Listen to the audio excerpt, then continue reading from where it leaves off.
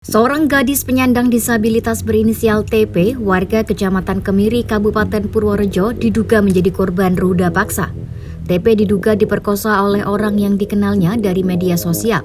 Berdasarkan keterangan, TP diduga dipaksa minum sebuah obat hingga tidak sadarkan diri. Mirisnya hingga kini pelaku masih berkeliaran bebas di luar sana.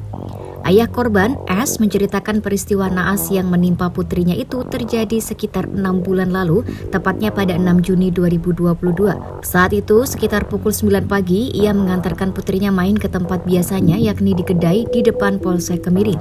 Ia menitipkan sang putri kepada penjaga kedai di sekitar sana dan berjanji akan menjemput pada sore hari sekitar pukul 4 sore.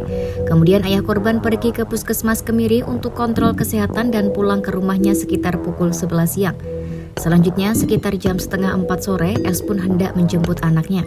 Namun saat ditanya ke penjaga kedai S, TP diketahui sudah pergi sejak jam 11 dengan berjalan ke arah Kutoarjo.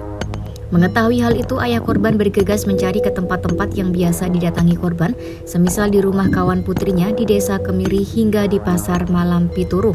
Namun hingga pukul 7 malam, S tak kunjung menemukan keberadaan putrinya. Oleh karena itu, S pun meminta bantuan saudara, warga, dan perangkat desanya. Pencarian TP pun berlanjut hingga dini hari pukul 2 pada 7 Juni lalu. Pencarian itu melibatkan 7 orang kerabatnya. Mereka melakukan pencarian dengan berpencar ke berbagai lokasi yang diperkirakan menjadi tempat bermain TP. Ketika sampai di desa Seren pukul 8 pagi, S mengaku mendapatkan kabar bahwa sang buah hati berhasil ditemukan. TP ditemukan sedang berjalan sempoyongan di pojok alun-alun Kemiri, tepatnya di depan Kecamatan Kemiri. Ia berjalan lemas dari arah timur dengan kondisi memprihatinkan, yakni pakaiannya tampak penuh berlumuran darah. Warga yang menemukan korban pun lekas bergegas membawanya ke puskesmas setempat sebelum akhirnya dirujuk ke RSUD Citrowardoyo Purworejo. Korban diketahui dirawat inap selama 1 hari 1 malam setelah sempat hampir kehabisan darah. Berdasarkan pengakuan korban, sebelum kejadian tragis itu dirinya sempat diajak jalan-jalan dengan pelaku. Kemudian sekitar pukul 11 malam pelaku mengajak korban ke sebuah rumah dan meminumkan obat secara paksa hingga korban tidak sadarkan diri. Ia menduga anaknya masih sadar dan sempat melawan yang ditandai dengan baju bagian belakangnya yang sobek. Mirisnya ada luka di bagian alat vitalnya. Lebih lanjut, S menegaskan bahwa telah melaporkan kejadian naas tersebut ke Polres Purworejo. Ia sudah beberapa kali memenuhi panggilan polisi untuk dimintai keterangan lebih lanjut. Namun hingga kini masih belum ada titik terang dari kejadian tragis yang menimpa putrinya.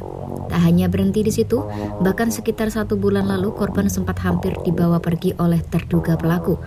Korban sempat tiba-tiba pergi dari rumah dijemput oleh seorang anak laki-laki yang belum dewasa ketika ditinggal pergi oleh kedua orang tuanya. Untungnya tetangga korban ada yang mengetahui kejadian itu sehingga langsung mengabari orang tuanya. Sementara itu, Kasat Reskrim Polres Purworejo AKP Kusen Martono membenarkan adanya laporan terkait kasus dugaan pemerkosaan kepada gadis tunarungu dan tunawicara tersebut. Ia mengatakan hingga kini jajaran penyidik Polres Purworejo masih melakukan proses penyidikan. Ia mengungkapkan dalam kasus tersebut pihak penyidik memang menemukan berbagai kendala yang menghambat kelancaran penyidikan. Salah satu kendalanya yakni kesulitan dalam meminta keterangan dari korban yang merupakan penyandang disabilitas. Padahal pihaknya telah mendatangkan penerjemah bahasa isyarat. Namun begitu, pihak kepolisian telah berkoordinasi dengan salah satu LSM di Yogyakarta yang bisa membantu menangani kasus yang menimpa disabilitas. Harapannya bantuan mereka bisa membantu untuk mengatasi kendala komunikasi sehingga kasus ini pun bisa segera terungkap.